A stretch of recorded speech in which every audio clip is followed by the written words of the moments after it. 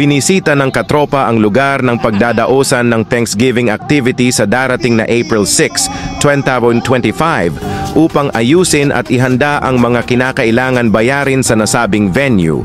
Pinangunahan ng ating founding chairman at National President of Kabalikatnet International Association Incorporated, Haji Ibni A. Barakan. Kasama ang ating Nanay 01 na CE Raida Barakan at ang ating Admin 01, si Ma'am Alia Jane Barakan. Naroon din ang ating hepe ng National Operations, si Sir Junji De Guito, at ang alpha niyang si Ma'am Thelma, our National Monitoring higit sa lahat. Ang inyong lingkod ang nag-manage ng Kabalikatnet YT channel at content creator of Ruru 69 TV Undersecretary/official vlogger ng ating samahan. You are invited to witness this special gathering upang ma-witness natin ang kanilang pasasalamat kay Allah sa araw ng April 6. Ito'y pagpapasalamat matapos celebrate ang Ramadan. Ito rin ang pagsasabuhay ng pagkakaisa ng lahat ng sectors. Kahit anumang relihiyon ay ipinag-isa ng ating Tatay 01. Di sa nasabing pasasalamat. Sa mga interesado, dumalo makipag-ugnayan lamang sa ating headquarters as soon as possible upang ma-reserve na ang inyong mga cottages. Let's enjoy this moment.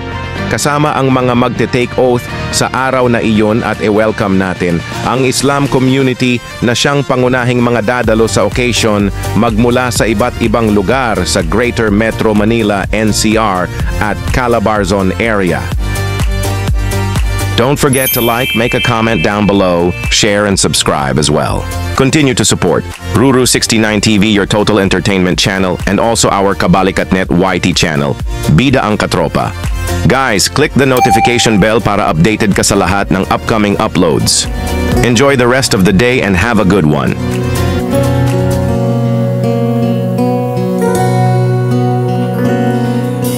Parang kailan lang ang mga pangarap ko'y kahirap pabutin.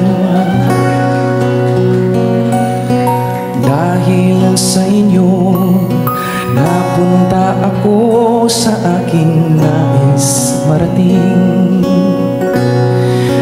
Nais ko kayong pasalamatan kahit man lamang sa isang awitin.